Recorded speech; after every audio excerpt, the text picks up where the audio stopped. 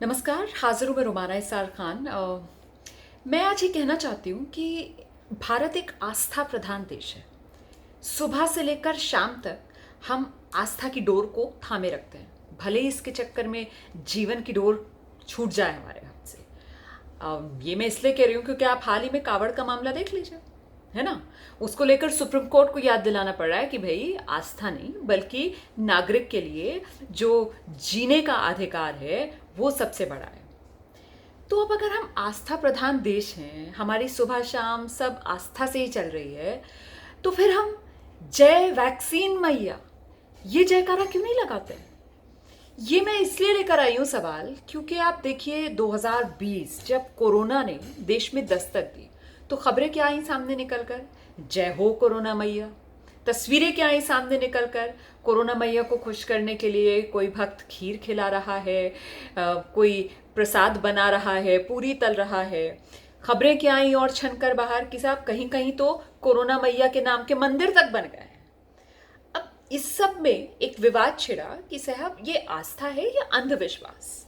लेकिन इस आस्था और अंधविश्वास के फासले को अगर मिटाकर हम आगे बढ़ें और कहें जय हो वैक्सीन मैया की, तो मुझे लगता है यहां पर एक तरीके से समागम हो जाएगा ये आस्था का और विज्ञान का।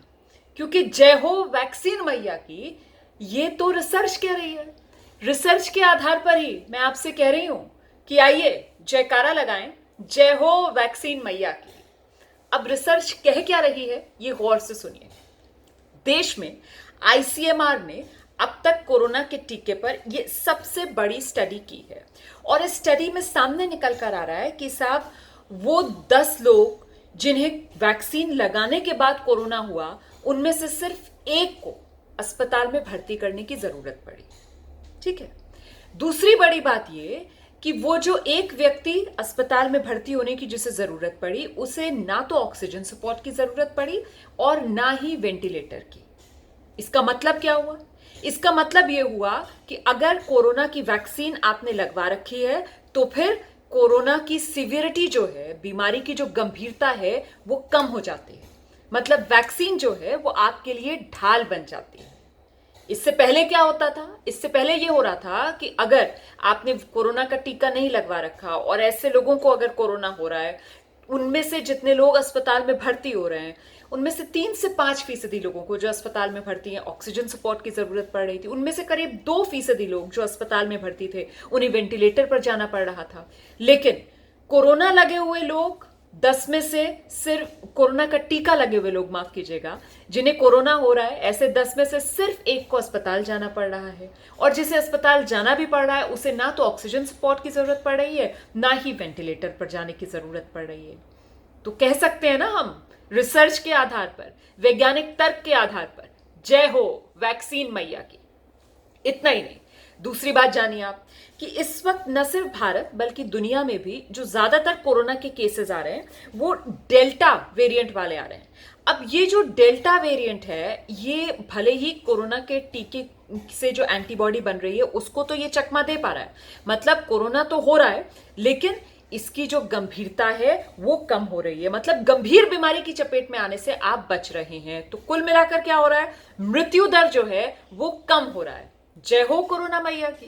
क्योंकि पहले मृत्यु दर 1.33% था और अब मृत्यु दर घटकर 0.4% उन लोगों में देखा जा रहा है जिन्हें टीका लगने के बाद कोरोना हो रहा है। तो है ना, जय हो कोरोना मैया नहीं, जय हो वैक्सीन मैया की। इसीलिए जरूरत इस बात की है कि ज्यादा से ज्यादा लोगों को जागरूक किया जाए, उनको बताया जाए वैक्सीन के फायदों के बारे में। तीसरी लहर कोरोना की आने वाली है, ये आशंका हर तरफ से जताई जा रही है। देश के प्रधानमंत्री से लेकर देश का स्वास्थ्य मंत्रालय तक नागरिकों को जागरूक करने के लिए, उनको आगाह करने के लिए, नसीहत देने के काम में जुटा हुआ है। अभी हाल में भी पीएम मोदी की तरफ से ये बात कही गई कि साहब कोरोना की तीसरी लहर का खतरा बना हुआ है। दुनिया के कई देशों में कोरोना के केसेस तेजी से बढ़ रहे हैं, जिसमें यूरोप के देश भी हैं, अमेरिका भी है। इसीलिए एहतियात बरतिए, सतर्क रहिए, चौकन्ने रहिए, भीड़ मत लगाइए, मास्क लगा कर रखिए और साथ ही साथ जल्द से जल्द टीका लगवाइए। क्योंकि जय हो वैक्सीन मैया की, अगर आप पर वैक्सीन की कृपा है तो फिर आप कोरोना के खतरे से समझिए बच गए। ये मैं नहीं कह रही हूं, ये रिसर्च कह रही है।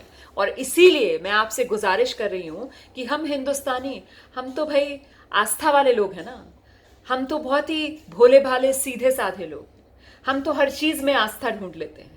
तो फिर जब 2020 में हमने कोरोना को कोरोना मैया बना दिया, तो फिर अब 2021 में, जबकि रिसर्च भी इस बात का दावा कर रही है, वैक्सीन को वैक्सीन मैया क्यों नहीं मान लेते हैं?